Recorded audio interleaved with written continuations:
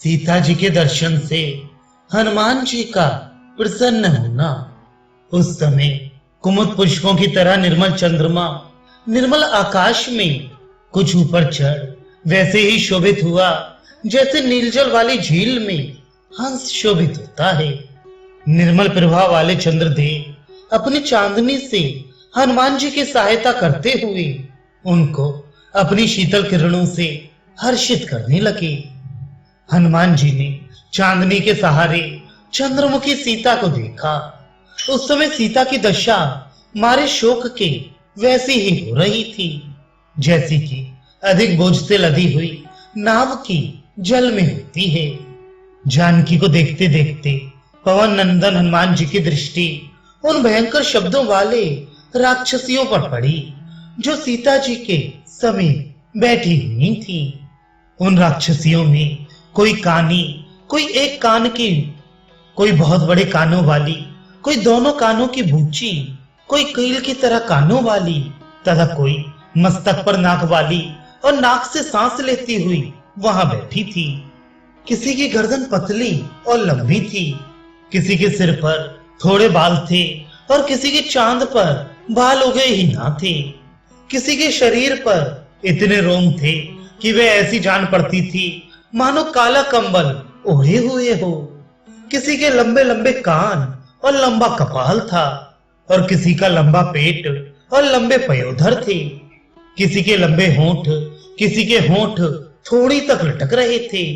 कोई लंबे मुख वाली थी और कोई लंबे जांघों वाली थी।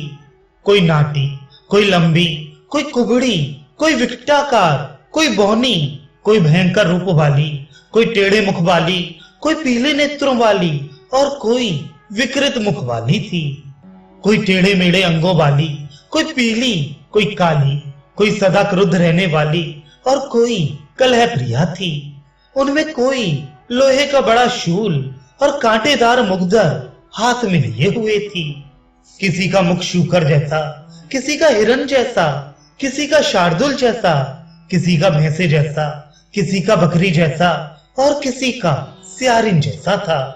किसी के पैर हाथी जैसे, किसी के ऊंट जैसे और किसी के घोड़े जैसे थे।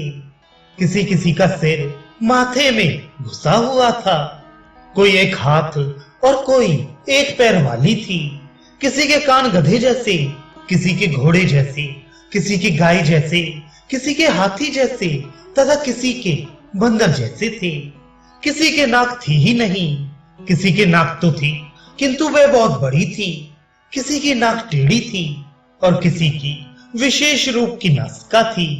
किसी की नाक हाथी की सूंड जैसी और किसी की नाक उसके ललाट में थी जिससे वह सांस लेती थी। किसी के हाथी जैसे पैर, किसी के महाभारी पैर, किसी के बैलों जैसे पैर और किसी के पैरों पर चोटी जैसे केशों का समूह था। किसी की गर्दन और सिर ही दिख पड़ते थे और किसी के पेट और स्तन ही स्तन दिख पड़ते थे।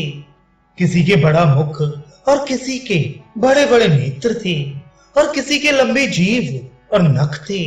कोई बकरे के मुख वाली, कोई हाथी के मुख वाली, कोई गौ के मुख वाली और कोई शुक्री जैसे मुख वाली थी। किसी का मुख घोड़े जैसा, किसी का ऊंट जैसा और किसी का गधे जैसा था। वे सब राक्षसी बड़े भयंकर रूप वाली थी। उनके हाथों में शूल और मुद्दर थे तथा वे बड़ी गुस्से और झगड़ा करने वाली थी। वे भयंकर और धुएं के तुल्य केश वाली तथा भयंकर मुखों वाली राक्षसियां थीं। वे सदा शराब पिया करती थीं क्योंकि उनको शराब पीना और मांस खाना बहुत प्रिय लगता था। उनके शरीर में मांस और रुधिर सना हुआ था क्योंकि वे रुधिर पीती और मांस खाया करती थी। उनको देखने से देखने वाले के शरीर के रोंगटे खड़े हो जाते थे। ऐसी राक्षसियों को हनुमान जी ने देखा। वे सबकी सब उस सघन वृक्ष को घेरे हुए बैठी थीं, जिसके नीचे सुंदरी राजपुत्री सीता जी बैठी हुई थीं। हनुमान जी ने जनक नंदिनी को देखा कि वे प्रवाहीन हो रही हैं और शोक से संतप्त हैं तथा उनके सिर के बाल महल से चीखा ढो रही हैं। मानो क्षीण पुण्य कोई तारा पृथ्वी पर गिर पड़ा हो। सीता जी एक प्रसिद्ध पतिव्रता स्त्री हैं, परंतु इस समय उनको अपने पति का दर्शन दुर्लभ हो रहा है, क्योंकि इनके अंगों में बढ़िया गहने नहीं हैं। तथापि वे पति प्रेम रूपी भूषण से भूषित हैं और बंधुजनों से रहित वे रावण के यहाँ नजरबंद हैं। उस समय जानकी जी ऐसी जान पड़ती थी मानो अपने झुंड से छूटी और बंधी हुई हथनी सिंह के चंगुल में फंस गई हो, अथवा मानो वर्षा ऋतु के अंत में चंद्र की चांदनी शारदीय मेघों में छिप रही है। उपटन आदि न लगाने से वे मानो बहुत दिनों से बिना बजाई वीणा की तरह मलिन हो रही हूं। जो सीता जी अपने पति के पास रहने योग्य हैं, वे आज राक्षसियों के क्रूर कटाक्ष का लक्ष्य बनी हुई हैं, अथवा राक्षसियों के पैरे में हैं। अशोक वाटिका में सीता मानो शोक सागर में डूबकर मंगल ग्रह से ग्रसित रोहिणी की तरह उन राक्षसियों से घिरी हैं। हनुमान जी ने अशोक वाटिका में पुष्पहीन लता की तरह सीता जी को शरीर में मैल लपेटे और श्रृंगार रहित देखा। सुंदर होने पर भी सीता जी कीचड़ में सनी हुई नल्ली की तरह शोभाहीन हो रही थी। हनुमान जी ने देखा कि मृगनयनी सीता जी अपने शरीर को एक जीर्ण और मैले कुचैले वस्त्र से ढके हुए हैं। यद्यपि सीता जी इस समय उदास थीं, तथापि वे श्री रामचंद्र जी के बल पराक्रम का स्मरण कर उदास जान नहीं पड़ती थीं। काले काले नेत्रों वाली सीता जी अपने शील स्वभाव से स्वयं अपने पातिव्रत धर्म की रक्षा कर रही थी। उन मृग शावक नयनी सीता जी को हनुमान जी ने देखा।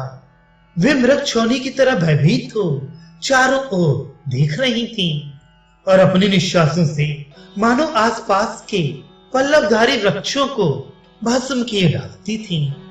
उस समय हनुमान जी को ऐसा जान पड़ा मानो शोक सागर से दुख रूपी लहरें उठ रही हूं।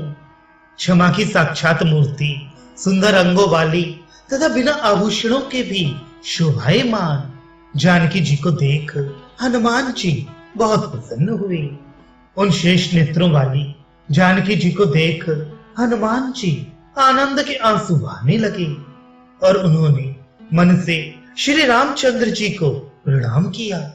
महाबली हनुमान जी ने श्री रामचंद्र जी और लक्ष्मण जी की मानसिक पूजा की और मनसा प्रणाम किया और सीता जी के दर्शन पाने से अत्यंत प्रसन्न हो वे उसी वृक्ष के पत्तों में छिपकर बैठ गए।